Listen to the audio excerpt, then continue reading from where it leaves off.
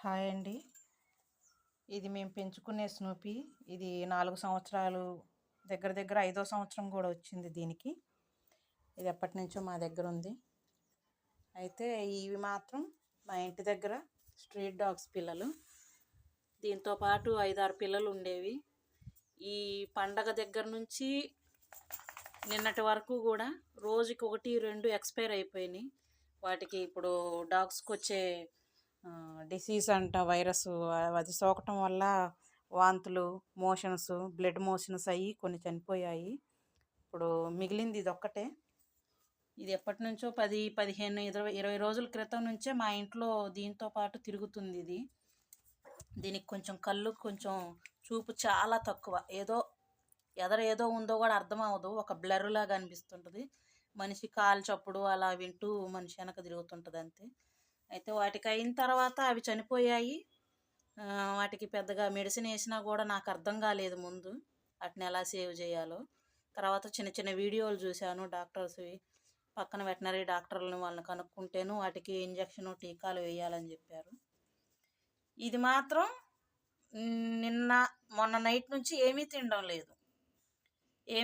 లేదు. మొన్న పగటి పూట పెట్టిన ఫుడ్ కూడా నైట్కి, తెల్లవారులు కూడా తేపకు కాస్త కక్కుతూ మోషన్స్ అవుతూ తిరుగుతూ ఉంది. నిన్నైతే అసలు ఏలబడిపోయింది, ఏమీ లేదు అసలుకి.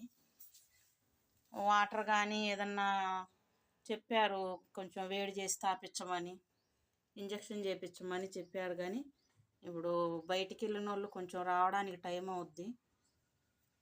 ఈలోపు వాళ్ళు వచ్చే వరకు దీన్ని అలా చూస్తూ వదిలిపెట్టలేక ఇంట్లోనే హోమ్ రెమెడీ అయితే కొంచెం చేశాను ఈ రెండింటికి. మళ్ళీ దీని వాంతింగ్స్ పక్కన దీని మోషన్స్ అవి చేస్తుంటే అవి వాసనతో దీనికి ఏ ఇబ్బంది రాకుండా ఉండాలి కదా అని చెప్పి ముందు ఈ రెండింటిని సేవ్ చేయటం కోసం ఇదిగోండి ఇలా. ఇది మా ఇంటికి చెట్లు ఖాళీ ఓపెన్ ప్లేస్లో తిప్పతీగ చెట్లు ఉన్నాయి. ఆ తీగ కాడ తీసుకొచ్చి 1 నెల అవుతుంది. ఇంట్లో మేము అప్పుడప్పుడు కొంచెం జలుబులు చేసినా వీటితో పొగేస్తూ ఉంటాము, ఆవిరి పడుతుంటాము. ఇక దీన్ని మాత్రం కొంచెం ఇంతవరకు కట్ చేసి చితగ్గొట్టేసి కొంచెం చిటికెడు జీలకర్ర, చిటికెడు వాము, చిటికెడు పసుపు వేసాను. జీలకర్ర వాము అయితే పావు చెంచా వేసానండి. చిటికెడు పసుపు వేసాను. ఒక అర టీ గ్లాసులు వాటర్ పోసి ఇలా కొంచెం అయ్యే వరకు మరగనిచ్చాను. ఈ చిన్నపిల్లకేమో ఈ డ్రాపర్ తోటి 2-3 డ్రాపర్లు గొంతులో పోసాను చాలా బలవంతంగా, కొంచెం గోరువెచ్చగా ఉన్నప్పుడే. దీనికి మాత్రం ఒక గిన్నెడు పోసానండి. కొంచెం అయితే అవి ఉదయం పూట పోసాను 9-10 ఇగో కొంచెం ఇలా తేరుకొని అటు ఇటు తిరుగుతుంది. హాస్పిటల్ తీసుకెళ్లే వరకు, ఇంజక్షన్లు, టీకాలు వేయించే వరకు ఏదో ఒక రెమెడీ చేసి సేవ్ చేయాలని అసలుకి చాలా బాధ అనిపించింది దాన్ని అలా చూసేసరికి. ఏంటంటే తెలియని వాళ్ళు ఏమైనా ఈ ఇన్ఫర్మేషన్ యూజ్ చేసుకోవడానికి పనికి వచ్చిద్దని పెడుతున్నాను.